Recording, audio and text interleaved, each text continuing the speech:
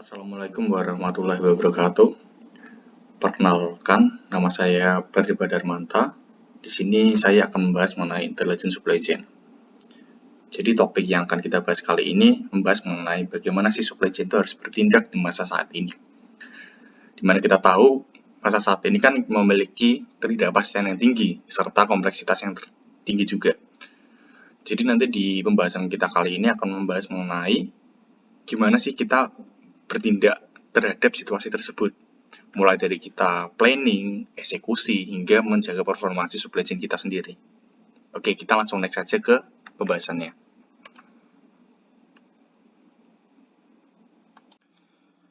Oke, jadi di gambar ini menjelaskan mengenai supply chain flow, yaitu aliran yang ada di supply chain. Dalam aliran ini tentunya terdapat beberapa entitas yang akan dialirkan tuh, mungkin dari pabrik ke vendor, vendor ke pabrik, dan customer ke pabrik. Nah, beberapa entitas yang ada di aliran ini contohnya merupakan material. Ada material, ada informasi, dan ada uang. Anggaplah kita mengambil suatu contoh, kita itu merupakan suatu pabrik mebel. Untuk kita memproduksi suatu produk, misalnya meja atau kursi, seperti itu kan kita butuh bahan baku. Nah, bahan baku itu kita dapat dari mana? Tentunya kita kan dapat dari vendor yang memiliki kayu tersebut untuk kita olah. Dalam proses kita mendapatkan material tersebut, tentunya ada suatu aliran yang terjadi nih di sini antara pabrik dan vendor. Jadi dari pabrik ini akan mengirimkan suatu informasi beserta uang ke vendor untuk menyatakan kita akan membeli suatu material jumlahnya segini dan saya akan membayar segini gitu. Nah, setelah itu vendor akan merespon dari pesanan kita itu. Jadi kayunya akan ditransport dari mereka vendor ke pabrik kita. Mungkin apabila mereka sudah mempunyai stok kayu di warehouse mereka, gudang mereka, nah itu bisa saja kita pesan dan langsung dikirim dari gudang mereka tersebut. Setelah itu kan kayu itu akan masuk ke pabrik kita ini. Di pabrik ini kita akan melakukan proses produksi. Misalnya kita produksi meja gitu ya. Nah, meja itu kalau udah jadi akan ditransport ke gudang milik perusahaan kita. Nah, di gudang ini kemudian akan didistribusikan kepada customer. Di sini juga ada terdapat aliran nih di sini antara customer dan kita. Misalnya, customer itu kita mengatakan kita butuh 4 meja gitu. Nah, maka akan ada aliran informasi yang menuju ke kita beserta dengan pembayarannya, uangnya itu dari customer ke kita. Dan kita akan merespon mengirim produk meja tersebut ke customer sebanyak 4 buah. Seperti itu. Itu merupakan contoh sederhana dari aliran supply chain. Oke, kita lanjutin saja ya. Oke, jadi dari contoh sederhana kita tadi, pabrik mebel itu sekarang mengalami tantangan pada masa saat ini, yaitu ketidakpastian yang tinggi serta kompleksitasnya yang tinggi. Contoh sederhana mengenai kompleksitas di supply chain yang sangat sederhana itu dalam memproduksi suatu meja tadi, itu kan tentu kita tidak hanya membutuhkan satu bahan baku. Tadi kan kita contohkan suatu kayu gitu kan. Tentunya kan kita juga membutuhkan suatu bahan baku yang lain, misalnya ada lem atau mungkin ada peralatan pendukung untuk memproduksi produk meja tadi. Nah, otomatis kan nanti vendornya juga tambah banyak. Dan apalagi kalau misalnya kita ini di pabrik itu nggak cuma memproduksi satu produk, tentunya vendornya juga semakin banyak lagi gitu. Itu akan semakin kompleks pada dunia nyata. Dan pada zaman saat ini juga akan semakin kompleks. Nah, selain itu pada zaman sekarang ini juga terdapat ketidakpastian yang sangat tinggi. Contohnya saja di tahun 2020, siapa yang menyangka akan terjadi adanya lockdown? Siapa yang menyangka mobilitas kita ini akan terbatasi seperti itu? Nah, akibat dari keadaan tersebut kan tentunya akan terdapat suatu masalah di supply chain ini. Misal dari vendor ini tidak dapat mengirim bahan bakunya kepada kita. karena mobilitasnya itu terbatas seperti itu kan, dibatasi. Nah, tentunya kan kita tidak dapat memproduksi suatu produk, gitu kan. Jadi customer ini butuh suatu barang tapi nggak sampai karena terdapat suatu kendala di salah satu aliran supply chain. Nah, makanya itu di era saat ini tuh terdapat ketidakpastian yang sangat tinggi dan kompleksitasnya sangat tinggi juga. Makanya di orang-orang di SM itu memiliki tantangan untuk memiliki kemampuan yang agile untuk peka terhadap perubahan yang terjadi di dunia ini. Itu. Ini merupakan contoh dari pabrik ya, pabrik mebel istilahnya. Nah, kalau kita membicarakan mengenai global supply chain, nah tambah kompleks lagi, gitu kan. Oke, kita next saja.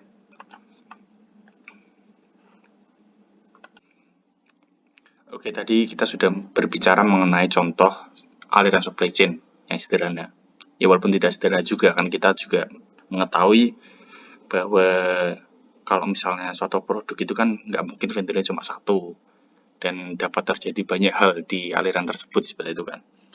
Nah, kalau kita mengatakan berbicara mengenai global supply chain, ini tambah kompleks lagi nih di sini.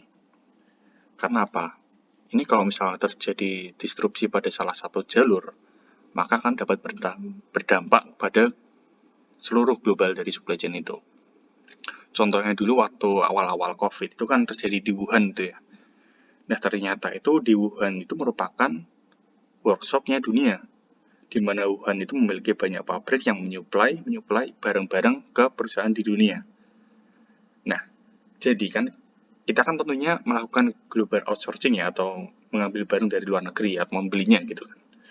Nah, dampak dari adanya lockdown di Wuhan itu kan akan berdampak pada seluruh dunia sampai ke hilir dari supply chain. Nah, dari situ akan berdampak pada Eropa, ke Timur Tengah, dan Indonesia tentunya juga akan berdampak. Gitu. Itu merupakan salah satu contoh dari disrupsi pada salah satu jalur, maka akan berdampak pada global. Nah, tapi kan sekarang kenyataannya problemnya udah nggak di Wuhan aja. Sekarang corona kan udah menyebar di dunia sehingga industri yang tidak mengambil global sourcing tadi, yang tidak mengambil barang-barang dari luar negeri juga berdampak juga akibat itu. Jadi dapat kita tarik kesimpulan di sini bahwa ketidakpastian di zaman sekarang itu semakin lama akan semakin banyak dengan wujud yang baru seperti itu. Dan problem-problem supply chain yang muncul itu contohnya seperti yang pertama, mungkin demand itu tiba-tiba akan bertambah. Contohnya pada kasus minyak goreng. Kalau misalnya minyak goreng itu tiba-tiba kita kebutuhan itu naik tuh di masyarakat. Nah, itu bisa nggak kita dari supply chain ini menghandle demand yang tiba-tiba naik tersebut? Contohnya waktu kita juga awal-awal corona juga kan ada masker yang naik tinggi demandnya, dan kita belum bisa tuh untuk menanggulangi perubahan yang begitu cepat gitu kan. Lalu yang kedua itu ada overestimate demand, di mana kita di sini tuh mengantisipasi demand itu yang terlalu besar. Dimana nanti kalau misalnya kita menyuplai suatu barang terlalu besar dan tidak laku, nah itu justru malah menjadi cost yang tinggi, karena akan menjadi ada inventory cost di barang-barang yang tidak laku tersebut. Lalu masalah yang ketiga itu adalah supply chain yang panjang dan kompleks. Nah, contoh dari global supply chain kan udah jelas tadi, kita di contoh sederhana aja mungkin sudah sangat kompleks dan sangat panjang. Apalagi kalau di global supply chain. Nah, itu kita akan ada tuntutan untuk merespon perubahan-perubahan dengan cepat. Dan di SCM juga itu ada yang namanya bullwhip effect, di mana ada perubahan kecil pada sisi demand yang dapat menjadi keribetan yang luar biasa nih di sisi hulu atau di sisi dari penyuplai tersebut. Nah, itu aja kalau yang kecil aja udah bisa menyebabkan keribetan yang luar biasa, apalagi yang besar gitu kan. Apalagi kalau misalnya demand-nya naik secara signifikan, itu kan tentunya tantangan itu di supply chain menjadi sangat besar. Nah, dari semua itu kembali lagi, saat ini tuh ada tuntutan untuk agile kita tuh, untuk mengantisipasi keadaan yang tidak pasti di zaman sekarang. Seperti itu.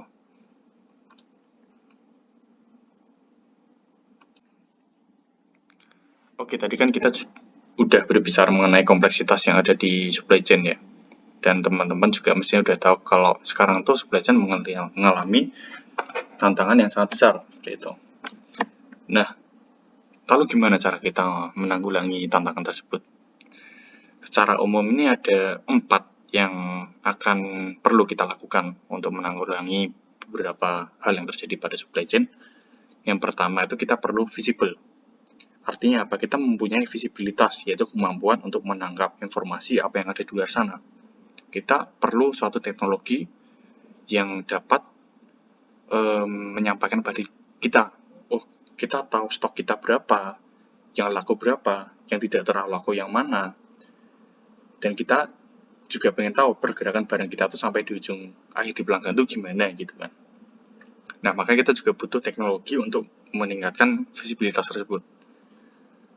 Lalu yang kedua, kita juga dapat mengadopsi teknologi untuk membuat proses di industri kita itu menjadi cepat. Sehingga nanti produksinya itu menjadi cepat terhadap perubahan yang terjadi.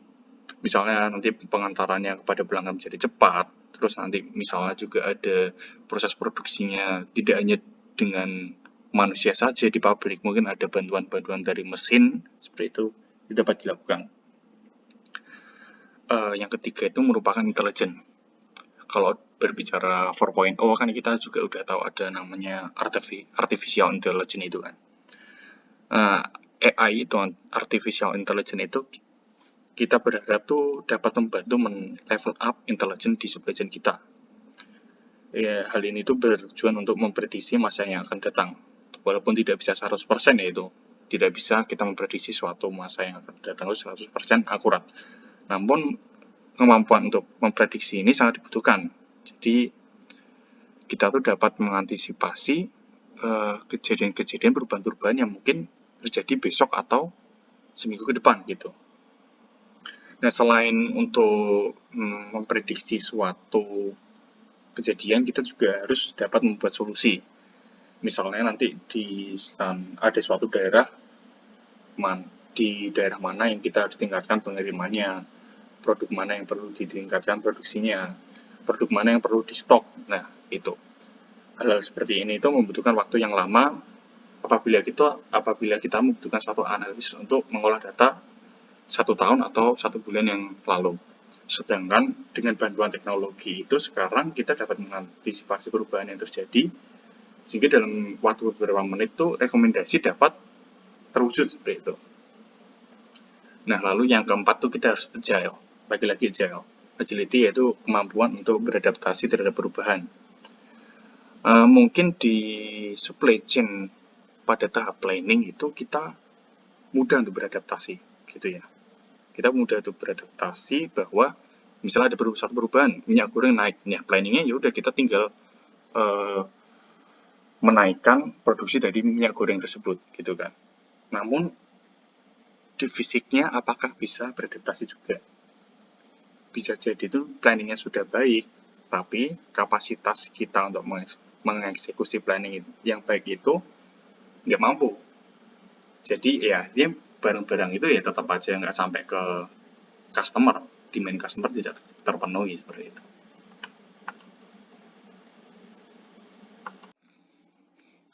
Oke, jadi di sini kita akan membahas mengenai 3 framework yang secara umum ada di SCM, mulai dari planning, execution, dan performance.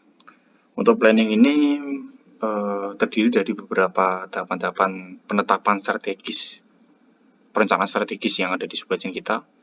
Lalu execution itu merupakan bagaimana kita mengeksekusi planning yang sudah kita tetapkan. Dan performance ini merupakan bagaimana kita menjaga performansi SCM kita, seperti itu.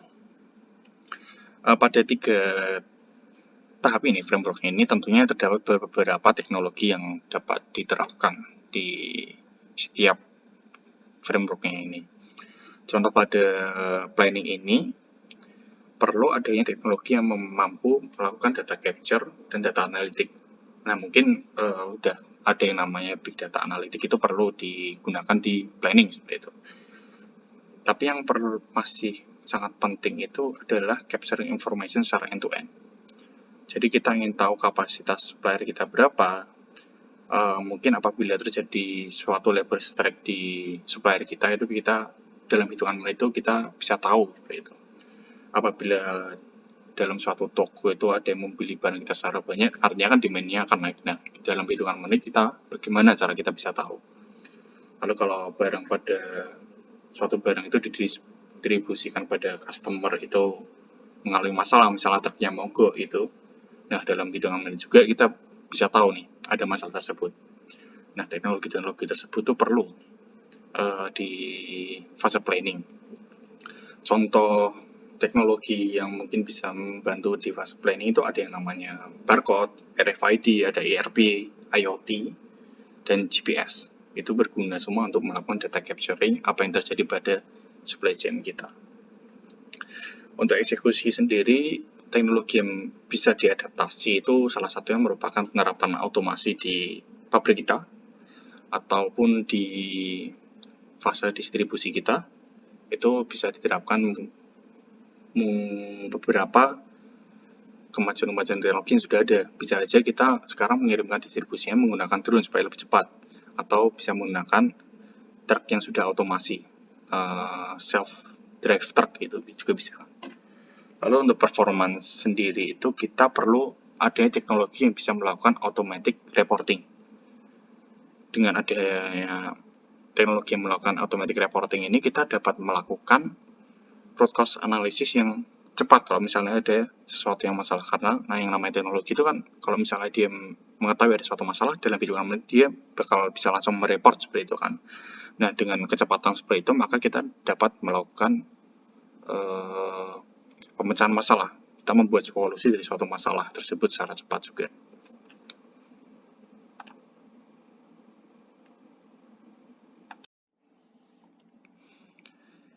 Oke, setelah tadi kita tuh mengetahui ada data yang kita dapatkan dari bantuan-bantuan teknologi yang sudah ada, nah kita juga perlu tahu, setelah datanya banyak itu kita mau diapakan, data tersebut mau diapakan seperti itu kan. Jadi di sini tuh kita perlu kompetensi untuk mengolah data menjadi informasi, dan informasi itu kemudian diubah menjadi knowledge yang akan memunculkan suatu solusi seperti itu. Nah, jadi di sini dimulai dari descriptive analytic untuk mengetahui apa yang terjadi sih di keadaan supply chain kita. Lalu ada diagnostic analytic, itu mengapa itu bisa terjadi. Dan ada predictive analytic, itu mengenai apa yang terjadi akibat dari sesuatu yang telah terjadi itu. Dan prescriptive analytic itu mengenai bagaimana kita memunculkan suatu solusi dari masalah yang telah terjadi. Seperti itu.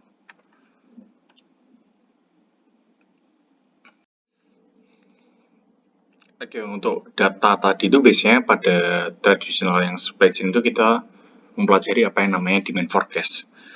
Demand forecast ini berguna untuk meramalkan mengenai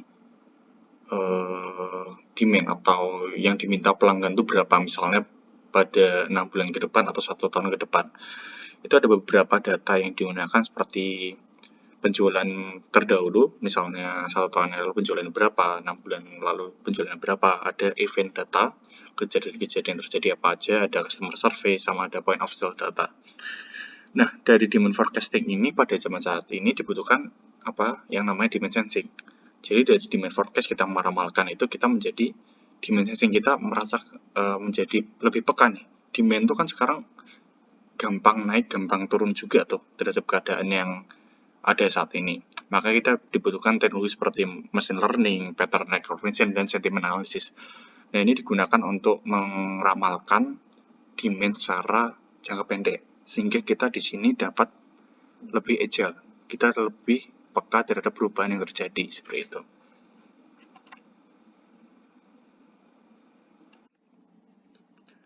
Oke, jadi di slide ini kita akan mengetahui pentingnya networking perusahaan kita untuk membuat suatu keputusan pada waktu yang cepat, seperti itu.